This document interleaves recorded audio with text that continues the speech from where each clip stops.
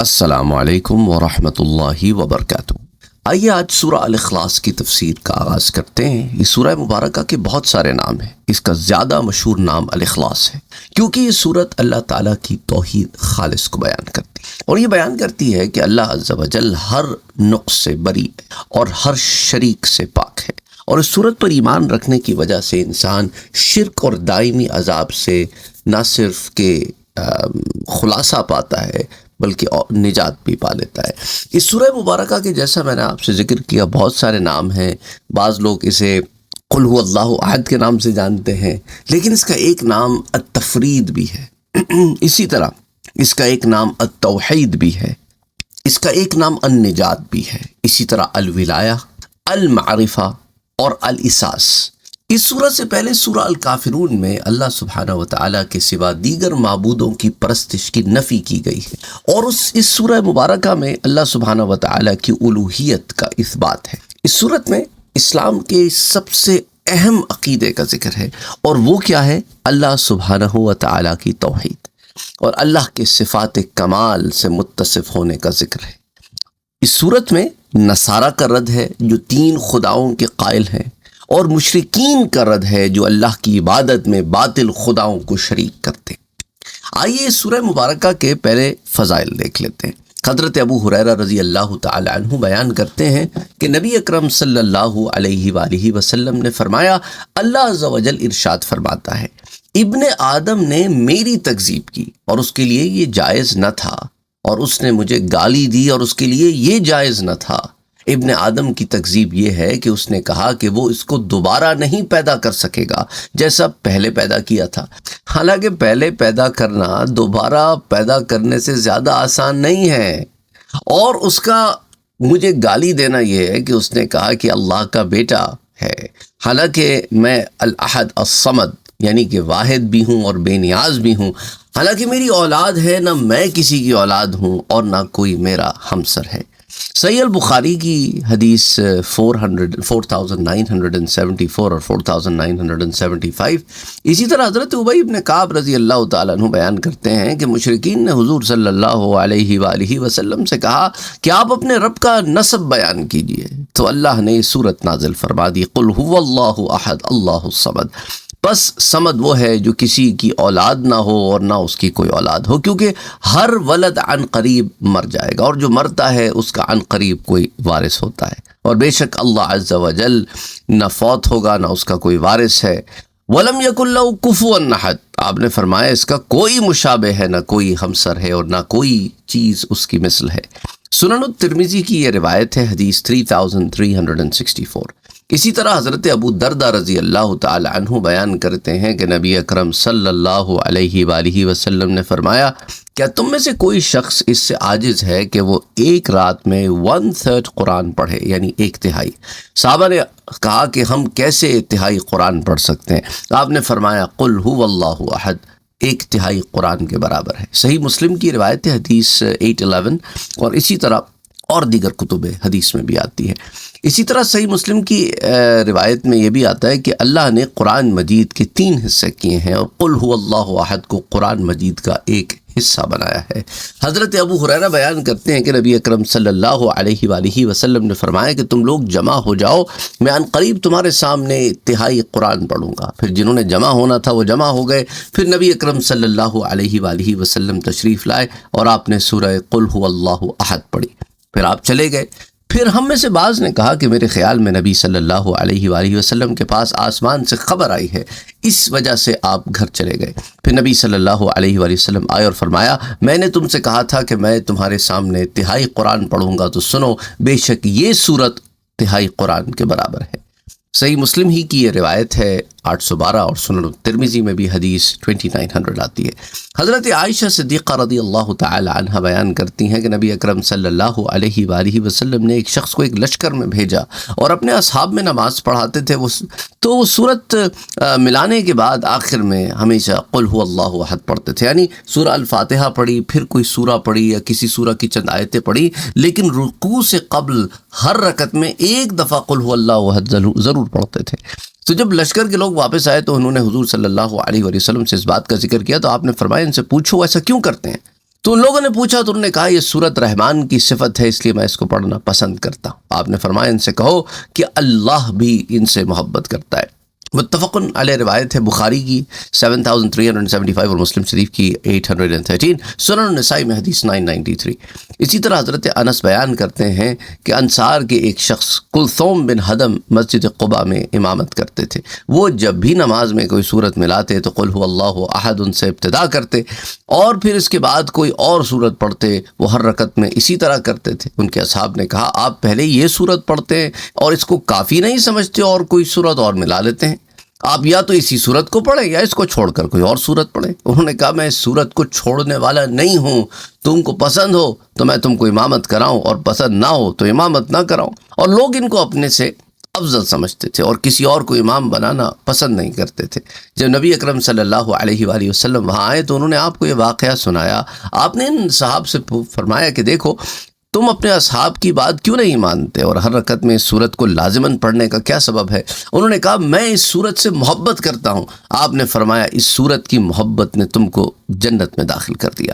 صحیح البخاری حدیث 774، سنن الترمذی حدیث 2901، صحیح ابن حبان حدیث 792، اور اسی طرح مسند امام احمد میں بھی آتی ہے۔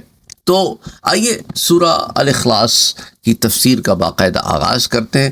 قل هو اللہ احد، اے نبی آپ صلی اللہ علیہ وسلم کہیے کہ وہ اللہ ایک ہے، اللہ الصمد، اللہ بے نیاز ہے، لم یلد ولم یولد، اس کی کوئی اولاد نہیں اور نہ وہ کسی کی اولاد ہے، ولم یکن لہ کفوا احد، اور نہ اس کا کوئی ہمسر ہے۔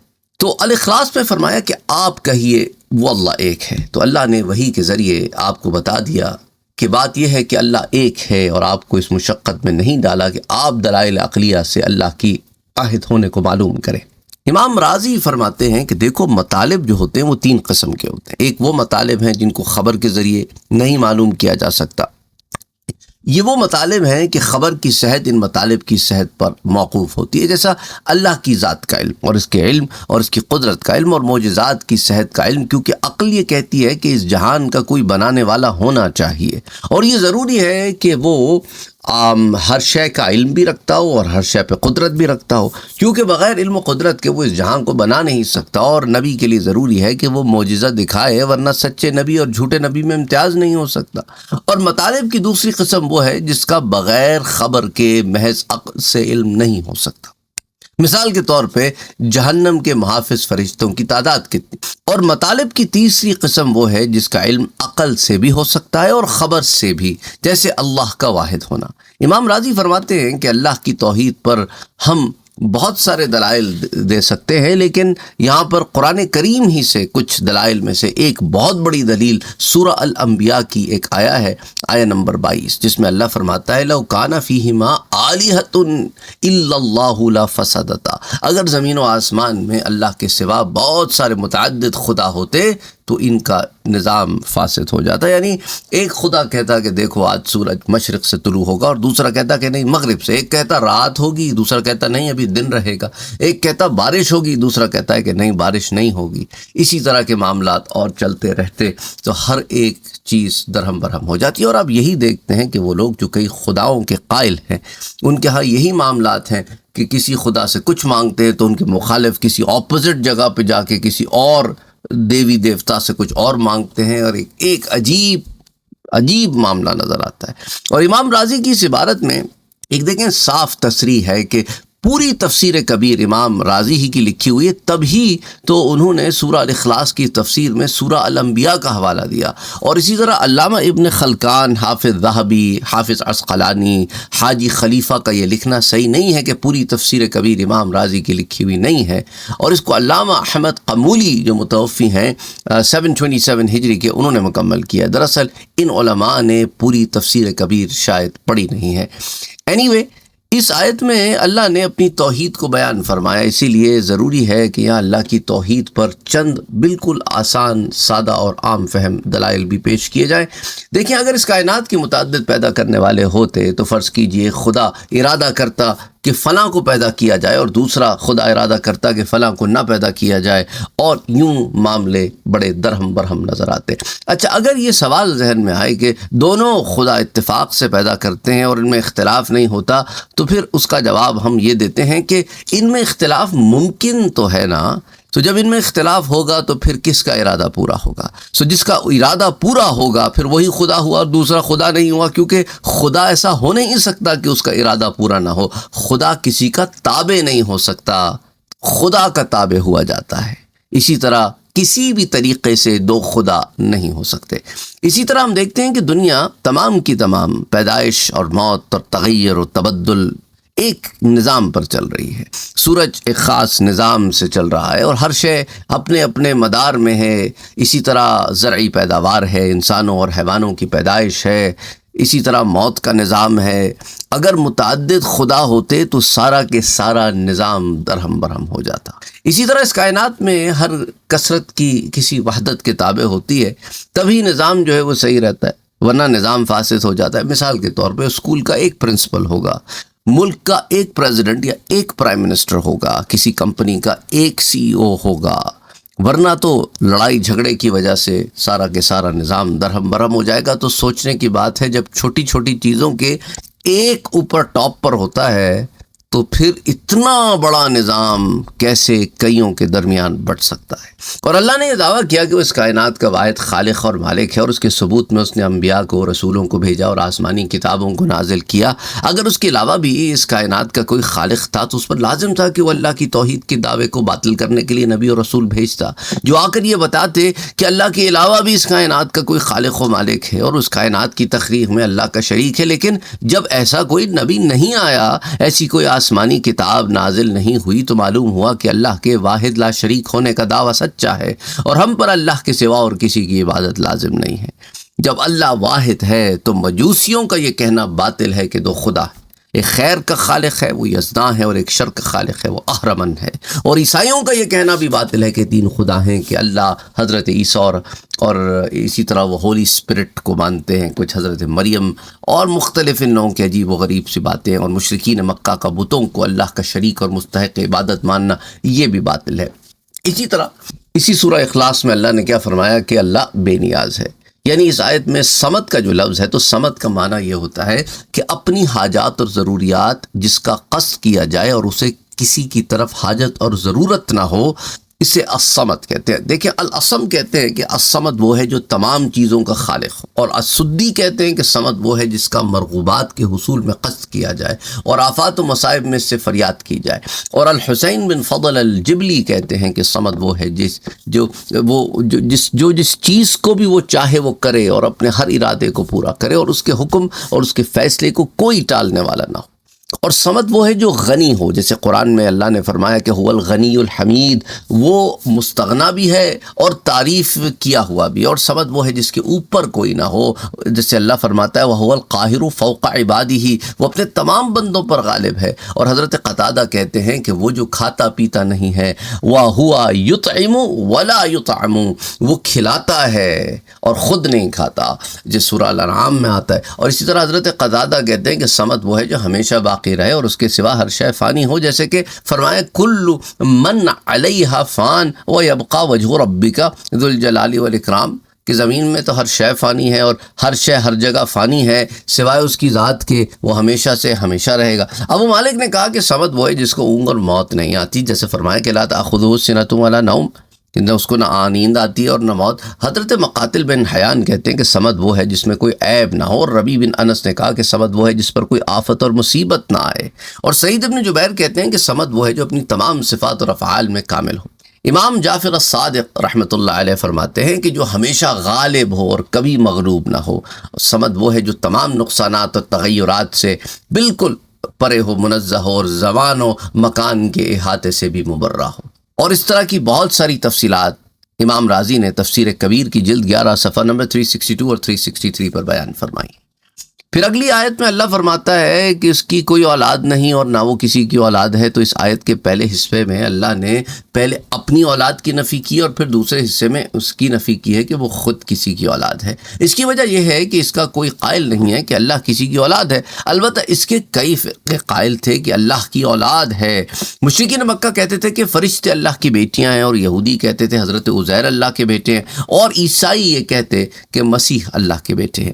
اللہ کی اولاد اس لیے کہ نہیں ہو سکتی، کیونکہ اولاد والد کی جنس سے ہوتی ہے اور اللہ واجب اور قدیم ہے۔ اگر اس کی اولاد ہوتی تو وہ بھی واجب اور قدیم ہوتی، اور جو پیدا ہو وہ واجب اور قدیم نہیں ہو سکتا بلکہ وہ ممکن اور حادث ہوگا۔ عیسائی یہ کہتے ہیں کہ ہم مسیح کو اللہ کا بیٹا اور اللہ کو اس کا باپ کہتے ہیں، یہ اطلاق مجازی ہے، اور یہ مراد نہیں کہ اللہ جسمانی طور پر مسیح کا باپ ہے، بلکہ اس کو عزت اور بزرگی کے طور پر باپ کہا جاتا ہے۔ تو اس کا جواب علماء نے یہ دیا ہے کہ دیکھو، اللہ پر ایسے اسماء کا اطلاق کیا جاتا ہے جن میں نقص کا کوئی پہلو نہ نکلتا، اور ان صفات کا اطلاق کیا جاتا ہے جو اس کی شان کے لائق ہو، اور باپ ہونے میں نقص کا پہلو ہے کیونکہ اس سے جسمانی رشتے سے باپ ہونے کا وہم پیدا ہوتا ہے۔ موجودہ انجیل جو ہے اس میں لکھا ہے کہ حضرت عیسیٰ علیہ السلام اللہ کو باپ کہتے تھے۔ حضرت عیسیٰ علیہ السلام ایسے برگزیدہ نبی کب اس بات سے ناواقف ہوں گے کہ باپ ہونا اللہ کی شان کے لائق نہیں، لہٰذا وہ اللہ کو باپ نہیں کہہ سکتے۔ اسی طرح اس سورہ مبارکہ کی جو آخری آیت ہے اور نہ اس کا کوئی ہمسر ہے، تو یہ بھی جو ہے اسی طرح ہے کہ دیکھو، کیونکہ کوئی دیکھیں شخص اسی کی بیوی بناتا ہے جو اس کی کف ہو، جو اس کی جو بیوی ہوتی ہے اس کی ہم پلہ ہوتی ہے نا، تو اس لیے اللہ نے اس کا بھی رد کیا کہ اس کا کوئی ہم پلہ نہیں، اس کا کوئی کف نہیں ہے۔ اور قرآن میں آتا ہے کہ انا یکون لہ ولد ولم تکن لہ صاحبہ وخلق کل شیء، اللہ کی اولاد کیسے ہو سکتی ہے، اس کی تو کوئی بیوی ہی نہیں اور وہ ہر چیز کا خالق ہے۔ تو سورہ الاخلاص میں اللہ نے کیا فرمایا کہ اللہ واحد ہے، اس نے فرمایا کہ اللہ صمد ہے، وہی رحیم ہے، وہی کریم ہے، سب اس کا قصد کرتے، وہ کسی کا قصد نہیں کرتا، اور وہ نہ اس کی کوئی اولاد ہے، نہ اس کا کوئی باپ ہے، اور اللہ احد ہے۔ تو جو متعدد خداؤں کو مانتے ہیں جیسے کہ مشرکین ہیں، عیسائی ہیں، ان کا یہاں رد موجود ہے۔ اور اسی طرح فرمایا اللہ صمد ہے، یعنی سب اسی کا قصد کرتے ہیں، اسی کے آگے اپنی حاجات کو رکھتے ہیں، اور غیر کے آگے حاجتوں کو رکھ نہیں سکتے۔ بتوں کی عبادت جو لوگ کرتے ہیں اور بتوں کے آگے جو اپنی عرض رکھتے ہیں ان سب کا رد ہے۔ اور پھر فرمایا کہ وہ کسی کا باپ نہیں، وہ کسی کا بیٹا نہیں، اس کی کوئی اولاد نہیں، تو ان میں ان تمام کا رد ہے جو اس قسم کا کوئی بھی عقیدہ رکھتے ہیں۔ تو یہ سورہ مبارکہ سورہ الکوثر کے مقابلے میں، سورہ کوثر میں اللہ نے رسول صلی اللہ علیہ وسلم کی مدافعت کی تھی، اور جس نے آپ کو ابتر کہا تھا اس کی مذمت کی تھی اور آپ کی شان بیان کی تھی۔ اور اس سے پہلے قل یعنی آپ کہیے نہیں فرمایا تھا، یعنی اللہ از خود آپ کی مدافعت کر رہا ہے۔ سورہ الکوثر کی بات کر رہا ہوں، اور اللہ آپ کی شان بیان کر رہا ہے، اور اس سورہ میں پہلے قل فرمایا یعنی آپ کہیے اور اللہ کی مدافعت کیجیے، اور جو لوگ اللہ کی شان کے خلاف اس کا شریک، اس کا بیٹا، اس کی بیوی مانتے ہیں ان کا رد کیجیے، تاکہ معلوم ہو کہ آپ اللہ کی مدافعت کر رہے ہیں۔ اور الکوثر میں اللہ نے نبی کو ابتر کہنے والے کا رد کیا تھا، اور الاخلاص میں فرمایا کہ آپ کہیے اور آپ ان کا رد کیجیے جو اللہ کا شریک کہتے ہیں، اس کا بیٹا مانتے ہیں، اس کی بیوی مانتے ہیں، اور اس کی شان کے خلاف اس کی صفات بیان کرتے ہیں۔ تو مشرکین مکہ جو ہے وہ فرشتوں کی عبادت کرتے تھے، اور ان کی صلاحیت کی بنا پر نہیں یہ کرتے تھے، بلکہ ان کی عبادت اس وجہ سے کرتے تھے کہ ان کا اعتقاد تھا کہ فرشتے اللہ کی بیٹیاں ہیں، جیسا کہ سورہ زخرف میں اللہ نے فرمایا، اور انہوں نے فرشتوں کو جو رحمان کی عبادت کرنے والے ہیں مؤنث قرار دیا۔ کیا وہ فرشتوں کی پیدائش کے وقت موجود تھے؟ عن قریب ان کی یہ گواہی لکھ لی جائے گی اور ان سے اس کے متعلق باز پرس کی جائے گی۔ اور انہوں نے کہا کہ اگر رحمان چاہتا تو ہم فرشتوں کی عبادت نہ کرتے، انہیں اس کا کوئی علم نہیں، وہ صرف اندازے سے بات کرتے۔ اسی طرح مشرکین جنات کی عبادت کرتے تھے، اور ان کی عبادت بھی وہ ان کی صلاحیت کی وجہ سے نہیں، بلکہ انہوں نے جنات کو اللہ کے بیٹے اور بیٹیاں قرار دیا ہوا تھا، جیسے سورہ الانعام میں آتا ہے وَجَعَلُوا لِلَّهِ شُرَكَاءَ الْجِنِّ وَخَلَقَهُمْ وَخَرَقُوا لَهُ بَنِينَ وَبَنَاتٍ بِغَيْرِ علم، اور انہوں نے جنات کو اللہ کا شریک بنا لیا اور بغیر علم کے ان کو اللہ کے بیٹے اور بیٹیاں بنا لیا۔ اللہ ان کی بیان کی ہوئی صفات سے بہت بلند ہے۔ اور پھر سورہ صافات میں فرماتا ہے وَجَعَلُوا بَيْنَهُ وَبَيْنَ الْجِنَّةِ نَسَبًا، اور انہوں نے اللہ کے اور جنات کے درمیان نسب گھڑ لیا ہے۔ بہرحال سورہ الاخلاص کی تفسیر آج اختتام پذیر ہوتی ہے۔ کامنٹ سیکشن میں ضرور بتائیے گا کہ اگلی سورہ مبارکہ کون سی ہو جس کی ہم تفسیر آپ سے بیان کریں۔